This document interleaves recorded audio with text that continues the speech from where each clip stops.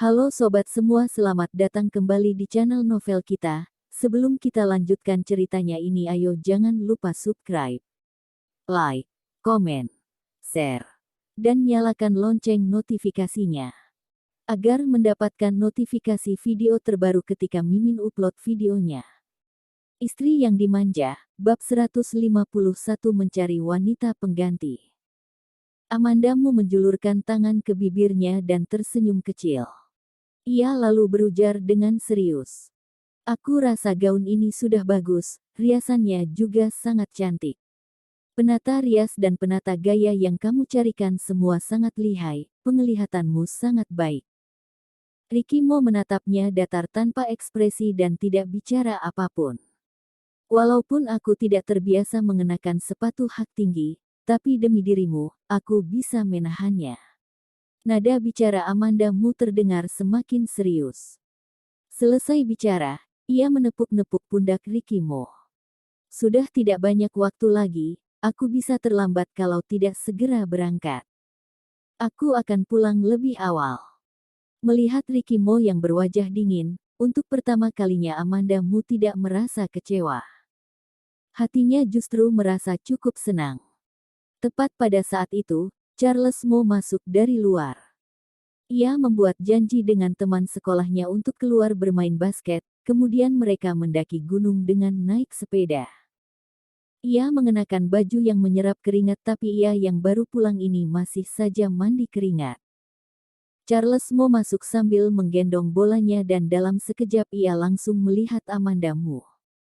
Wah, bola yang ada di genggamannya langsung jatuh. Kakak sepupu, ternyata kakak memanfaatkan waktu saat Kak Amanda tidak di rumah untuk membawa wanita lain pulang. Amandamu terdiam. Ricky Mo menoleh dan melihat Charles Mo sekilas. Ia memicingkan matanya dan entah apa yang direnungkannya, tapi itu membuat Charles Mo gemetar. Sudahlah, aku mau berangkat. Amandamu langsung berjalan keluar. Saat melewati sisi Charles Mo, ia berujar. Cepat kembali ke kamar untuk mandi dan ganti baju. Udaranya dingin, jangan sampai flu. Baru pada saat itu Charles Mo menyadarinya. Kak Amanda. Dengan wajah terkejut, ia menatap Amandamu. Mau pergi kemana berdandan secantik ini? Memang anak kecil adalah yang paling jujur. Pergi menghadiri perjamuan malam. Sambil menjawab, Amandamu sambil berjalan keluar. Charles Mo menggaruk-garuk kepalanya. Oh. Ia memutar arah kepalanya dan bertanya pada Ricky Mo. Perjamuan malam yang diadakan paman itu ya? Bukankah sebelumnya kakak sepupu bilang tidak mau hadir? Sekarang malah mau hadir. Raut wajah Ricky Mo terlihat tidak senang. Tidak pergi. Bertahun-tahun lamanya ia terus-menerus menyembunyikan identitasnya adalah demi menyelidiki masalah ibunya. Kalau ia tiba-tiba muncul di hadapan semua orang, pasti akan menarik perhatian banyak orang. Sampai saat itu tiba, tidaklah mudah untuk melakukan berbagai macam hal. Sedangkan Herman Mo bisa menyuruhnya datang membawa Amandamu menghadiri perjamuan malam adalah karena pria itu ingin tahu seberapa akrab Ricky Mo dengan Amandamu. Juga ingin tahu apakah Ricky Mo setuju membawa Amandamu pergi menghadiri perjamuan makan. Kebetulan, hal ini bisa sekalian memberikan identitas untuk Amandamu. Perjamuan malam yang diadakan keluarga Mo mengundang orang-orang kalangan papan atas. Setelah Amandamu pergi menghadirinya, semua orang pasti tahu ialah Nyonya Muda Mo. Ricky Mo ingin memberikan identitas Nyonya Muda Mo pada Amandamu, tapi dalam hatinya, masalah ibunya jauh lebih penting. Itu adalah kesalahan dan visi yang harus ia tanggung seumur hidupnya. Charles Mo yang tidak tahu betapa banyaknya pikiran yang melintas di benak Ricky Mo pun diam-diam berjalan ke sisi pria itu dan berujar. Kalau begitu, kakak sepupu membiarkan Kak Amanda pergi seorang diri. Aku beritahu, jangankan pria lain. Teman-teman sekelasku semuanya menyukai Kak Amanda yang seperti itu. Hati Ricky Mo yang awalnya memang sudah tidak senang menjadi semakin suram setelah Charles Mo berujar demikian. Saat ia melihat wanita itu turun, Ricky Mo sudah tidak ingin Amanda Mu menghadiri perjamuan malam apapun. Ia adalah wanitanya seorang. Ricky Mo juga tahu bahwa ia memiliki sifat posesif yang sangat kuat. Tapi ketika buah pikiran ini terbersit, ia sendiri pun terkejut. Ia boleh tertarik dengan Amanda Mu, ia juga boleh memperlakukannya dengan baik. Tapi ia tidak boleh membiarkan hatinya menjadi leluasa seperti ini. Selain menjadi istrinya, Amanda Mu juga adalah nyonya muda Mo. Ia harus menyelidiki dengan jelas rencana penculikan waktu itu. Ia harus memastikan jalan yang dilalui bukan jalan yang datar. Ia tidak bisa terlalu hanyut dalam perasaan dan menjadi leluasa. Jadi, ia masih membiarkan wanita itu pergi. Kalau begitu, aku juga pergi ke perjamuan malam apa itu. Aku akan membantumu mengawasi Kak Amanda. Tidak perlu. Selesai bicara, Ricky Mo langsung berjalan ke atas tanpa menoleh kembali. Hanya saja, ia baru menaiki 2 anak tangga ketika ia kembali menoleh ke arah penata gaya dan tangannya memberikan sebuah isyarat. Kemampuan mata penata gaya itu sangat hebat. Ia bersama penata rias bersama-sama maju dan menangkap Charles Mo. Mereka hendak melucuti pakaiannya. Sialan, apa yang kalian lakukan?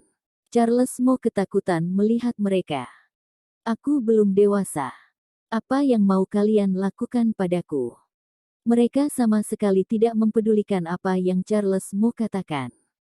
Setelah menanggalkan pakaiannya, mereka mengenakan kemeja padanya serta jas. Sepupu tuan muda, celananya mau dilepaskan sendiri atau mau kami bantu? Pria atau wanita aku tidak sudi. Aku sendiri saja.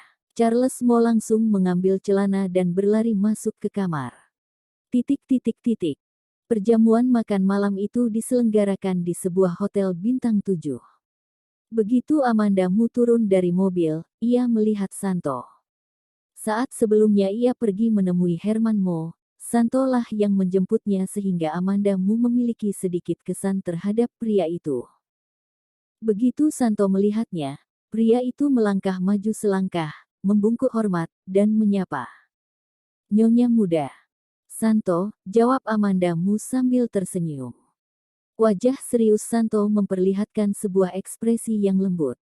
Ia kembali menegakkan kepala dan melihat ke arah belakang Amanda Mu. Amanda Mu langsung menjelaskan. Hanya aku seorang yang datang. Rick. Belum juga Amanda Mu menyelesaikan kalimatnya, perkataannya dipotong oleh suara seorang remaja yang terdengar tidak asing di telinganya. Masih ada aku. Kak Amanda, tunggu aku. CKIIT. Suara mobil yang direm dengan sangat mendadak terdengar. Donisi yang berdiri di belakang Amanda Mu mengambil satu langkah ke samping untuk menghalangi debu yang berhembus karena mobil yang direm mendadak itu. Charles Mo yang mengenakan satu setel jas yang berpotongan pas di tubuhnya pun melompat turun dari mobil sambil bergaya sok keren. Tapi, ketampanannya itu bahkan tidak bertahan sampai 3 detik karena ia langsung berlari ke pinggir hamparan bunga dan muntah di sana. Huek. Barusan supir itu melesatkan mobilnya dengan sangat cepat seperti terbang. Walaupun Charles Mo pada dasarnya tidak mabuk kendaraan, namun ia akhirnya mabuk juga dengan gaya menyetir seperti itu. Amanda Mu menyuruh Donisi mengambilkan air dari dalam mobil. Ia juga mengambil tisu dan menghampiri Charles Mo untuk memberikan benda itu padanya. Ia menyerahkan tisu pada Charles Mo, menjulurkan tangannya, lalu menepuk-nepuk punggung remaja itu sambil berujar.